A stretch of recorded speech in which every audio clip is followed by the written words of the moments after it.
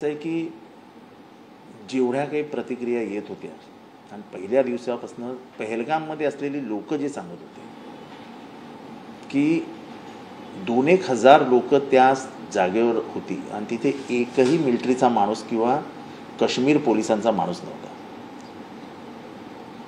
तुम्ही काय मुंबईच्या चौपाटीवर फिरत नाही ना, तुम्ही काश्मीरमध्ये आहात आणि काश्मीर हे अतिसंवेदनशील आहे.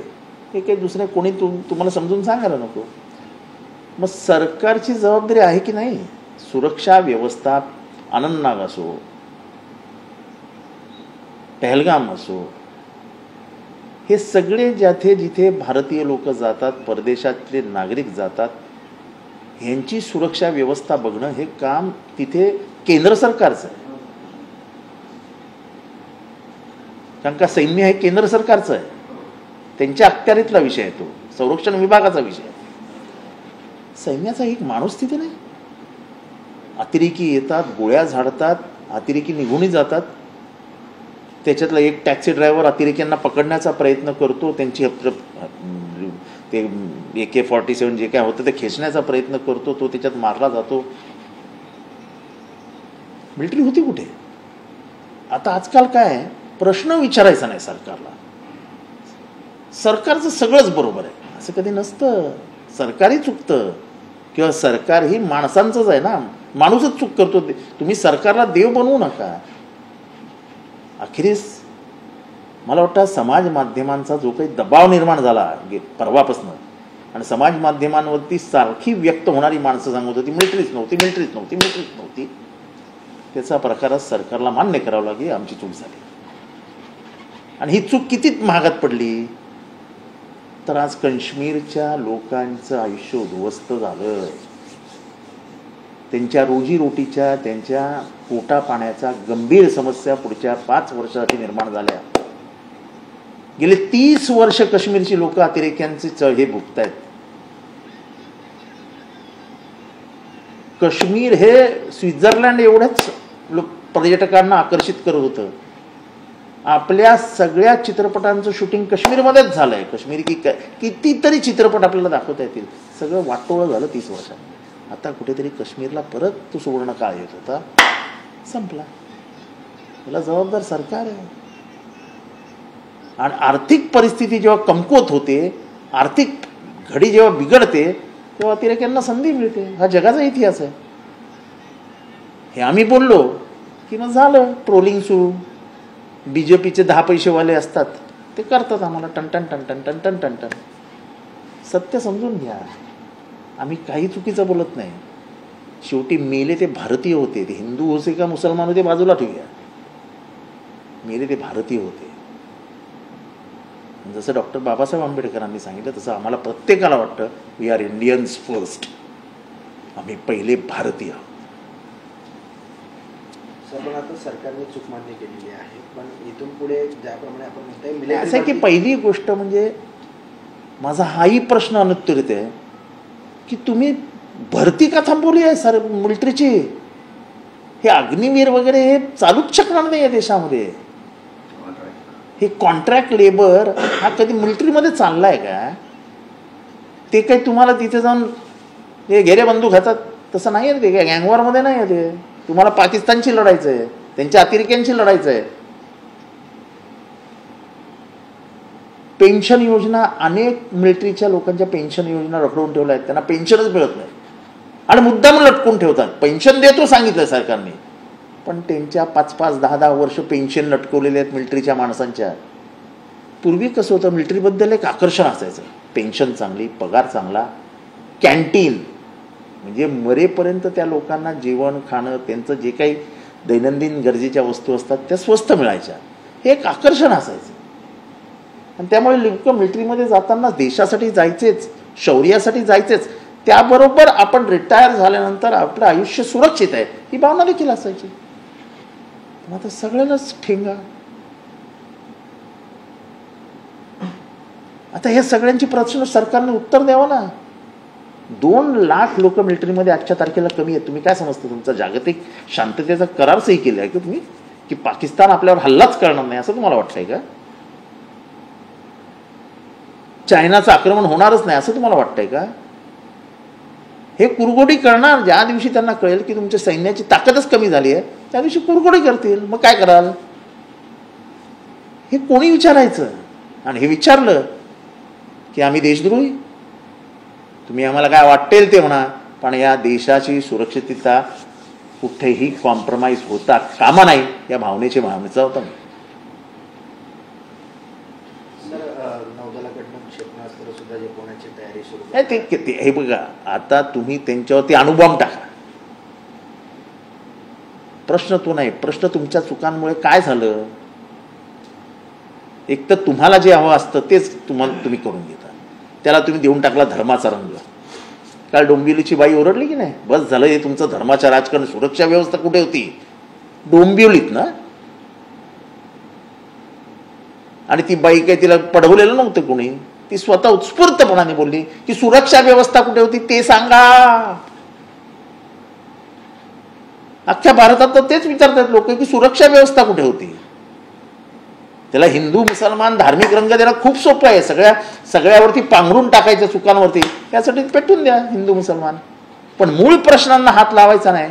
बरं झालं मूळ प्रश्न लोकच विचारायला लागले आणि समाज माध्यमांवरती गदारोळ झाला आणि सरकारला सांगावं लागलं की आमची चूक झाली.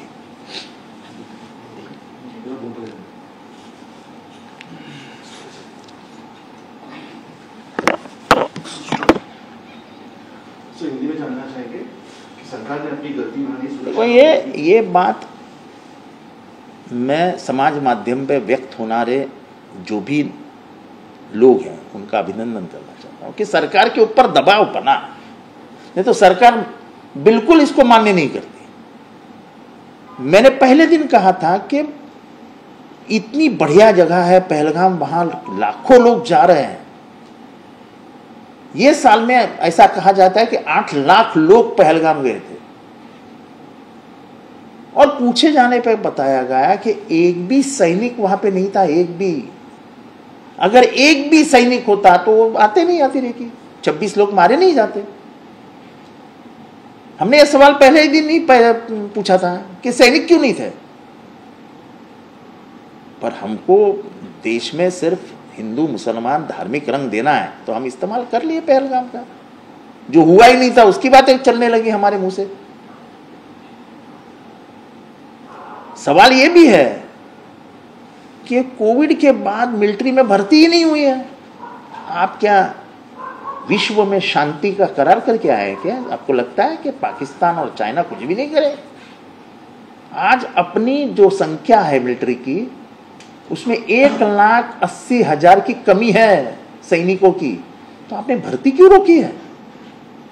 अच्छा, सैनिकों की भर्ती रोकी है. जो पुराने सैनिक है जो रिटायर हो गए उनकी पेंशन भी रोकी है, उनको पैसे नहीं मिल रहे.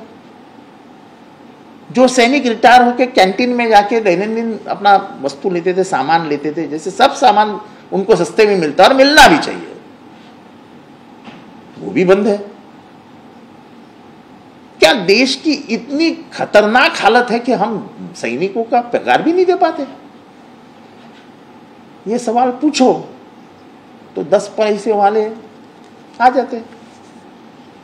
पर हमने जो सवाल पूछा था उसका जवाब आया कि सरकार ने मान्य कर लिया कि हमारी गलती हुई. पर यह गलती का नतीजा क्या है? तो आज 26 लोग मारे गए. आज कश्मीर में हालात आने वाले कुछ महीने में और बिगड़ेंगे क्योंकि रोजी रोटी खत्म हो गई. जो कश्मीर ने 30 साल पहले देखा था वो फिर से आ गया.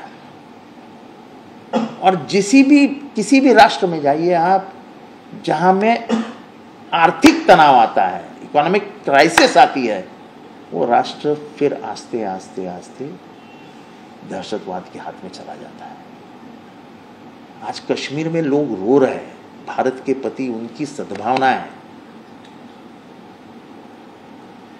क्यों? क्योंकि इनको लग रहा है कि हमारे घर में खुशियां आएंगी, हमारे घर में पैसे आएंगे. जो 30 साल में नहीं आए थे वो बदलाव कश्मीर में दिखाई दे रहा था. सब खत्म हो गया 1 मिनट में. कौन है जिम्मेदार? इसकी जिम्मेदारी किसी ने तो लेनी चाहिए. हम इस्तीफा नहीं मांग रहे हैं, लेकिन खुद होके कुछ तो सोचिए. तो देश की जो सुरक्षा है वो एक पहचान होती है। नहीं पर ये तो जिस तरीके से राजनीति में फीकी रेवड़ी बांटी जा रही है, कहीं ना कहीं ये चीजों के लिए अरे यही बात है कि तुम्हारे रेवड़ियों के वजह से तुम सेना को पगार नहीं दे पा रहे हैं, सेना को पेंशन नहीं दे पा रहे हैं, सेना में भर्ती नहीं हो पा रहा है। ये हमारा भारत हमको जो सजा बुझा के प्लेट में दिया है, उसको कम से कम जिन्होंने दिया है उनकी याद करते हुए उसको सुरक्षित तो रखे। उसकी सुरक्षा तो जिम्मा सरकार का है ना। सरकार ये कैसे भूल सकती है? तुम सब भूल जाओ, लेकिन देश की सीमाओं पे अगर तुम्हारे सही सेना नहीं है तो ये देश की व्यवस्था के साथ गद्दारी है। मैं बड़े लफ्ज का इस्तेमाल कर रहा हूं, तुम देश से गद्दारी कर रहे हो। बाकी सब चल सकता है, लेकिन सीमा का एक इंच भी किसी के हाथ में जाना, ये हमारे गिरेबान में हाथ डालने जैसा है। सर आपण जर खासदारांनी असं विधान केले की जे कोणी सेना ने तैयारी करके रखी हुई अटैक की, देखो अभी पानी बंद किया हुआ देखो ऐसा है कि अभी तुम अणुबॉम्ब डालो, पर अंतर्राष्ट्रीय स्तर पे यह सवाल पूछा जाएगा कि भारत की सेना क्या कर रही थी, उसका जवाब है तुम्हारे पास? बिना वजह हमारे सेना की लज्जा पूरे रास्ते पे निकल गई। कितने मिलिट्री ऑफिसर्स रो रहे हैं कि हमको शर्म आती है कि ये कैसा हुआ।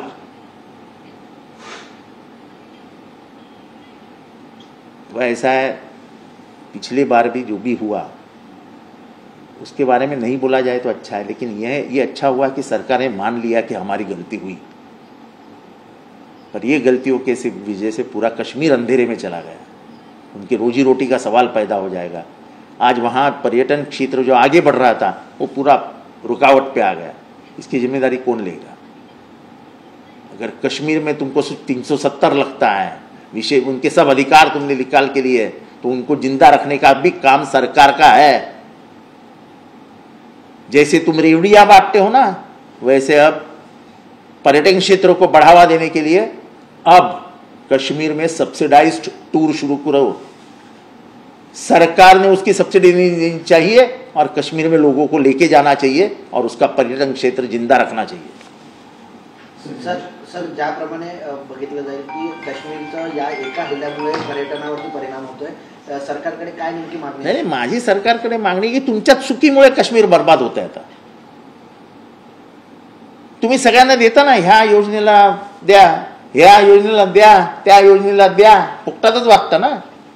मग एक राज्य जिवंत ठेवण्यासाठी तिथल्या लोकांनी 30 वर्ष भोगलंय। आज प्रत्येक काश्मीरी माणसाच्या डोळ्यात अश्रू आहेत। कधी नव्हे तर काश्मीर बंद होतं, काश्मीरचं एका टोकापासून दुसऱ्या टोकापर्यंत सगळी दुकानं बंद होती। त्यांनी कालचा दिवस काळा दिवस म्हणून पाळला। त्यांना जिवंत ठेवण्याची जबाबदारी सरकारची आहे। त्यांना सबसिडाइज योजना सुरू करा, त्यांच्या काश्मीरला जाणाऱ्या पर्यटकांना सबसिडी द्या आणि बढ़ावा द्या तिथल्या आता पर्यटनाला।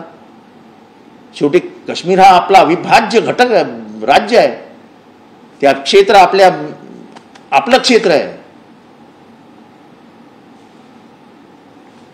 त्यांच्या डोळ्यातले अश्रू तुम्हाला पुसावेच लागतील आणि ते जिवंत राहिले तर मी सांगतो तिथली परिस्थिती दहशतवादाविरोधात चालली आहे। पहिल्यांदा काश्मीरी माणूस दहशतवादाविरुद्ध बोलतोय। आजपर्यंत काश्मीरी माणूस घाबरायचा दहशतवादाविरुद्ध बोलायला। तुम्ही बघा कालपासूनच्या प्रतिक्रिया, प्रत्येक जण दहशतवाद्यांना शिव्या देतोय, त्यांना इथपर्यंत बोलतात की ना जानवराचं मरण आलं पाहिजे। हे कधीही काश्मीरमध्ये घडत नव्हतं, हे घडतंय आणि ही एक चांगली गोष्ट आहे। पण ह्या मृत्यूची किंमत, तुमच्या चुकांची किंमत प्रत्येक घराला द्यावी लागते। ती डोंबिवलीमधली आमची भगिनी जी ओरडली ना, तिने सांगितलं धर्माचं राजकारण करू नका, सुरक्षा व्यवस्थेबद्दल बोला।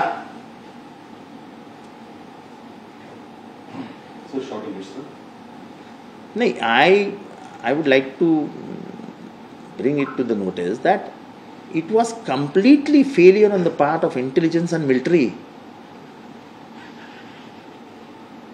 There was not a single soldier on the in the area where the extremists attacked. You were not roaming on the streets of Mumbai. You were in Pahalgam. And it is the responsibility of the central government to see that every tourist is secured, is safe. The government has failed. A simple question comes. Why have you stopped employment in army? We are falling short of soldiers. Have you signed any peace accord with international, means all the countries which are surrounding us? Has Pakistan and China shaken hands with you? Are they not going to attack? That is what you have confirmed. You are leaving all the borders open. And this is not what I am saying. This is not my opinion. This is the opinion of the experts in military. The analysts who write and read and talk about military exposures, military arrangements. They are talking about it. There is 180,000 soldiers are shot in our military. Why is that? What is the reason? We are not able to give them pension. The pensions are dilly-dallied. So why will the persons who are trying to get employed go in the military? Nobody will join military. If you are not going to give them pension, if you are not going to give them canteen facilities, which they used to avail, that was also a part of attraction to join military. Valor was one thing, but also my life is secured in military was one thing. They were ready to give their life. This Agnivir Yojana is a big failure, big failure. We'll have to pay a bigger price than this if we don't improve our military its employment, everything in military, Army, Navy, Air Force. We have gone up to Karachi. How can we forget that? In 1971, we went up to Karachi. In Kargil war, Bofors, which you treated as a monument of corruption, Bofors played an important role. But our captains, our soldiers, young soldiers, their courage, their valor is just uncomparable. The Pakistanis who had come inside had to run back. Such was the valor shown by our people, our boys on the border of Kargil. Our army is known for that. But we ourselves have exposed our army. The country, our government has exposed it. Internationally, we are ashamed today that Indian army is falling short in numbers. This is not a good thing. What should the government do for Kashmir? In Kashmir, now that the tourism has come to a dead stop, people will be scared. Yes, psychologically they will be scared. The government has to subsidize the tourism sector of Kashmir. You have been distributing freebies for votes. Forget about that. It is a state which has suffered for last 30 years. If you want to kick out terrorism, make it economically stronger, which they were slowly getting into. Today, for the first time in the history, yesterday and today also, Kashmiris had called out a black day. They had closed all the shops. Kashmir Bandh was totally successful. If you are not going to take care of them, again it will be a silent sleeper cell for the extremist. It is all related to the stomach, to the food, education, livelihood. If everything is affected, where will they go? We have to take care of Kashmiris.